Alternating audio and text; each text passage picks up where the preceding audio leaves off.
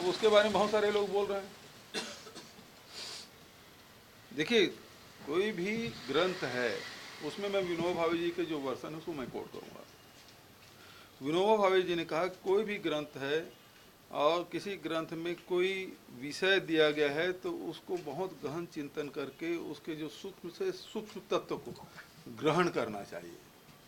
आज दिक्कत क्या है कि हम ऊपरी ऊपरी सब बातें कहते हैं। रामायण में बहुत गुण तत्व दिया गया, तो उन गुण तत्वों को विवेचना करके हमको ग्रहण करना चाहिए। उस समय तत्कालीन जो परिस्थिति थी उसके तहत से वो रचना की गई।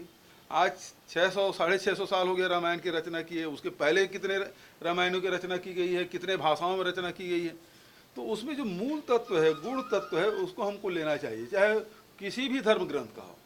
हमको उसी के जैसे लिखा गया वैसे ही मानना नहीं चाहिए, बल्कि आज की परिस्थिति में उसकी विवेचना करके उनके जो मूल तत्व है और जो उसमें सूक्ष्म जो तत्व है उसको हमको ग्रहण करना चाहिए। ये विनोबा भावे जी ने कहा, तो वो बात सही है। और आजकल ये सोशल मीडिया और इसके माध्यम से बिल्कुल सतही तौर पे सारी विवेचनाएं की जाती है और इससे समाज का भला नहीं होता है, इसमें विद्वेष ही फैलता है।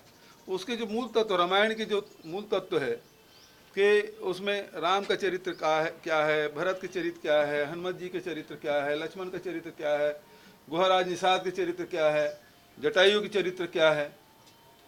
तो इन चरित्रों को, उनके जो गुण तत्व है उसको हमको आत्मसात करना चाहिए, न कि ये सरफेशियल जो बातें हैं उससे किसका भला हो रहा है। बताइए भला, इस सब बातों करने से किसी भी ग्रंथ की बात हो, जो 500 600 साल पहले, 1000 साल पहले जो चीज़ें लिखी गई है, 2000 साल पहले लिखी गई, आज के समय में वो रिलेवेंट है क्या?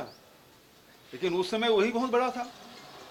और आज उसमें के जो सूक्ष्म तत्व है उसको लेना चाहिए, ग्रहण करना चाहिए। ये इन विवादों में नहीं पड़ना चाहिए, गलत है। भारतीय जनता पार्टी 4 सालों से